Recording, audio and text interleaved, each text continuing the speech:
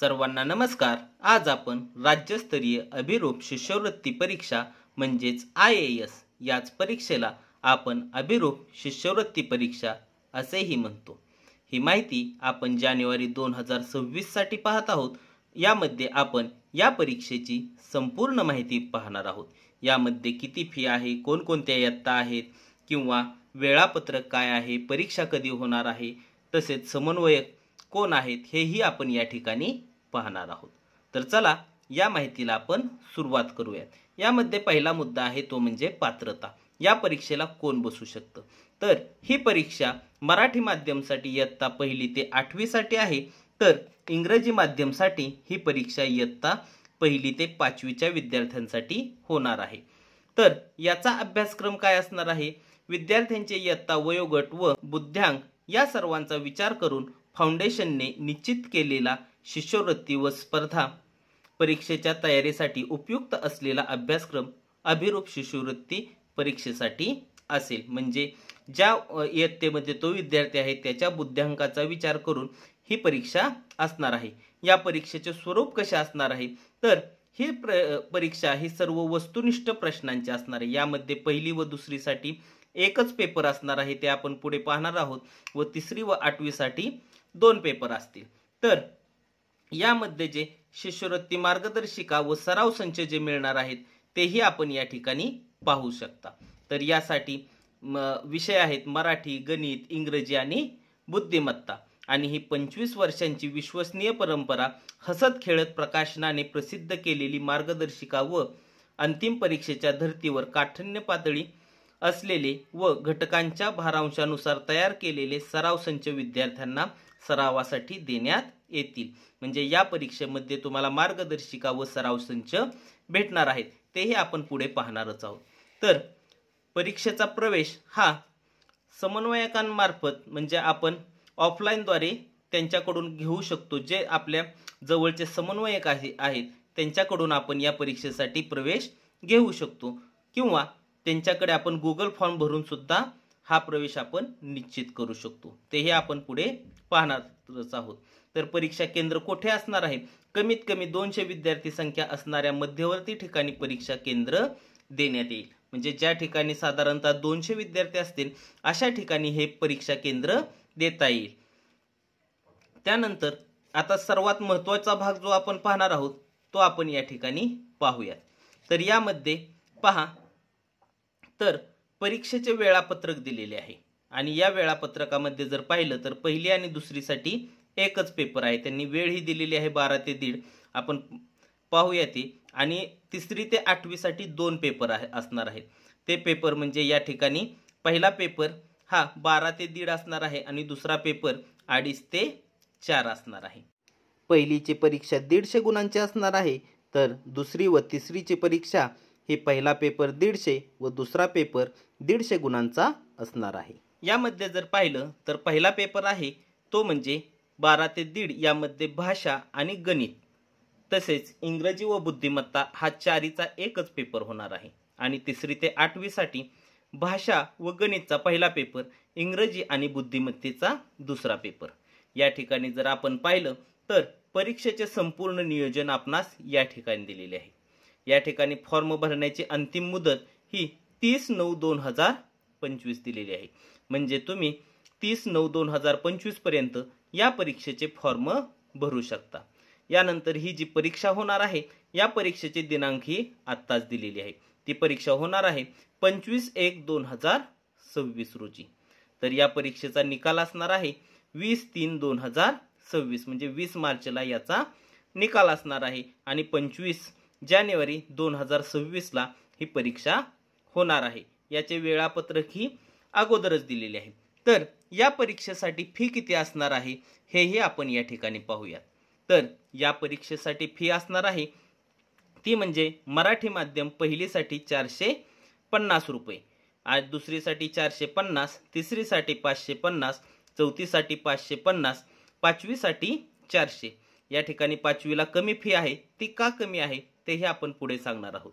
6वी साठी 600, 7वी साठी 600, तर 8वी साठी 450 रुपये। ही का कमी आहे तेही आपण पुढे सांगणार आहोत। तर इंग्रजी माध्यमाचे जर आपण विद्यार्थी असताल तर पहिलीसाठी 500 रुपये फी आहे, दुसरीसाठी 500, तिसरीसाठी 600, चौथीसाठी 600, तर पाचवीसाठी 450. आपण जर 5वी व 8वीला कमी फी का आहे ते जर या ठिकाणी पाहिलं तर खाली जे टिप दिलेली आहे ती आपण व्यवस्थित पहा. अभिरूप शिष्यवृत्ती म्हणजे IAS परीक्षेच्या तयारीसाठी 1ली ते 4थी मराठी व इंग्रजी माध्यम व 6वी व 7वी फक्त मराठी माध्यमांसाठी मार्गदर्शिका. या ठिकाणी काय काय भेटणार आहे या फी मध्ये? तर मार्गदर्शिका म्हणजे तुम्हाला पुस्तक भेटणार आहे, सराव प्रश्नपत्रिका संच म्हणजे इयत्ता पहिलीसाठी दुसरीसाठी त्या त्या इयत्तेचा सराव प्रश्नपत्रिका संच भेटणार आहे, तसेच मोबाईल प्रॅक्टिस टेस्ट याही तुम्हाला भेटणार आहे. कोणाला? पहिली, दुसरी, तिसरी, चौथी, 6वी व 7वीला. तर हेच सर्व 5वीला पण भेटणार आहे, परंतु 5वी व 8वीला यामधील काय भेटणार आहे? मार्गदर्शिका सोडून. म्हणजे तुम्हाला या ठिकाणी मार्गदर्शिका भेटणार नाही, म्हणजे या परीक्षेचे पुस्तक भेटणार नाही, तर याचा सराव संच आपणास भेटणार आहे. तसेच प्रॅक्टिस टेस्ट सुद्धा आपणास उपलब्ध होणार आहे. त्यामुळे याची फी काय आहे? थोडी कमी आहे. तर पहा, या परीक्षेमध्ये जे महत्त्वाचे मुद्दे आहेत तेही आपण या ठिकाणी पाहणार आहोत. तुम्हाला याची परीक्षा फी समजलीच असेल. तर यामध्ये अभिरूप शिष्यवृत्ती परीक्षा पार पडल्यानंतर दुसऱ्या दिवशी संकेतस्थळावर सर्व इयत्तांची अंतिम उत्तरसूची प्रसिद्ध करण्यात येईल. म्हणजे हे परीक्षाविषयी सूचना आहेत. यामध्ये जे आहे की पेपर झाल्या दुसऱ्या दिवशी तुम्हाला अंतिम उत्तरसूची प्रसिद्ध होणार आहे, तीही यांच्या संकेतस्थळावर उपलब्ध होणार आहे. तसेच या सर्व परीक्षेबद्दल माहिती आहे. आणि आपण या ठिकाणी या परीक्षेला बसण्यासाठी काय काय आवश्यक आहे ते आपण या ठिकाणी पाहूया. तर पहा, यामध्ये जे कराडचे समन्वयक आहेत, म्हणजे आमच्या तालुक्याचे समन्वयक आहेत सूर्यकांत चिंचकर सर, यांना आपण फोन करून कराड तालुक्यामधील विद्यार्थ्यांनी आजच आपले ॲडमिशन बुक करावे किंवा आजच आपण ॲडमिशन घेऊ शकता. यासाठी त्यांचा नंबरही दिलेला आहे, तो म्हणजे 7709248141. हा त्यांचा नंबर आहे. आपण या नंबरवर फोन करून आपण ॲडमिशन करू शकता. तसेच यांचा कार्यालयाचाही पत्ता दिलेला आहे, म्हणजे अभिरूप शिष्यवृत्ती परीक्षेच्या कार्यालयाचा पत्ता आहे. आपण याही ठिकाणी फोन करून किंवा व्हॉट्सॲप करून आपण या परीक्षेची माहिती विचारू शकता. तर चला आणखीन याची पुढील माहिती पाहूयात. पहा, या परीक्षेची काही वैशिष्ट्ये सुद्धा या ठिकाणी दिलेली आहेत. ही परीक्षा अतिशय चांगली आहे. यामध्ये ही शासन मान्य परीक्षा आहे. तसेच अंतिम परीक्षेसाठी या ठिकाणी कार्बन कॉपी सुद्धा दिली जाते किंवा उत्तरपत्रिका आपल्या वेबसाईटवर या ठिकाणी उपलब्ध केली जाणार आहे. आपण यामधील मी पुढे घेतोय, याची वैशिष्ट्ये सुद्धा आपण या ठिकाणी पाहू शकता आणि वाचू सुद्धा शकता. तसेच ही जी परीक्षा आहे, या परीक्षे जो शिष्यवृत्ती धारक होईल त्यांच्यासाठी या परीक्षेची काही बक्षिसे सुद्धा आहेत, ती हे आपण या ठिकाणी पाहूयात. तर बक्षिसे काय आहेत?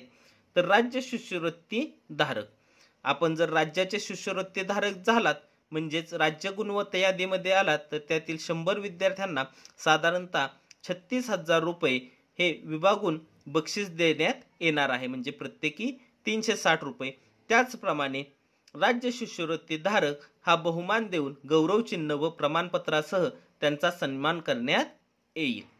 म्हणजेच जे राज्य शिष्यवृत्ती धारक आहेत त्यांना पैशाच्या स्वरूपात सुद्धा बक्षीस देणार आहे. तसेच राज्य शिष्यवृत्ती धारक म्हणून एका बहुमान देऊन गौरवचिन्ह व प्रमाणपत्र हे एका मोठ्या कार्यक्रमामध्ये दिले जाते. या वर्षीचा आत्ताच कार्यक्रम थोड्या दिवसातच होणार आहे.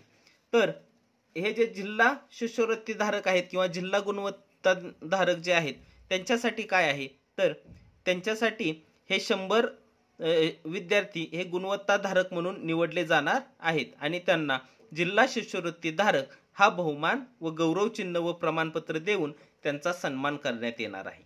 तर केंद्र शिष्यवृत्ती धारक जे आहेत ते केंद्राच्या 10% प्रमाणामध्ये केंद्र शिष्यवृत्ती धारक हा बहुमान गौरवचिन्ह व प्रमाणपत्र देऊन त्यांचाही या ठिकाणी सन्मान करण्यात येणार आहे। तसेच जे सर्व सहभागी विद्यार्थी आहेत त्यांना प्रमाणपत्र देणार आहे, म्हणजेच अभिरूप शिष्यवृत्ती परीक्षेसाठी सहभाग घेणाऱ्या प्रत्येक विद्यार्थ्यास सहभागाचे प्रमाणपत्र देऊन गौरवण्यात येईल। आपण आता या परीक्षेची संपूर्ण माहिती पाहिलेली आहे। यामध्ये ही परीक्षा कधी होणार आहे, या परीक्षेसाठी पात्र विद्यार्थी कोण असणार आहेत, या परीक्षेच्या इयत्तानुसार फी किती असणार आहे व आपण फॉर्म कोठे भरायचा आहे, तर जे समन्वयक आहेत त्यांच्याशी संपर्क साधून आपण आपले ॲडमिशन या ठिकाणी घेऊ शकता। मी या ठिकाणी अभिरूप शिष्यवृत्ती परीक्षेची संपूर्ण माहिती या ठिकाणी दिलेली आहे। तुम्हाला जर माझा हा व्हिडिओ आवडला तर नक्कीच लाईक करा, शेअर करा व अशाच पद्धतीच्या नवनवीन व्हिडिओंसाठी चॅनल सबस्क्राईब करायला विसरू नका। धन्यवाद।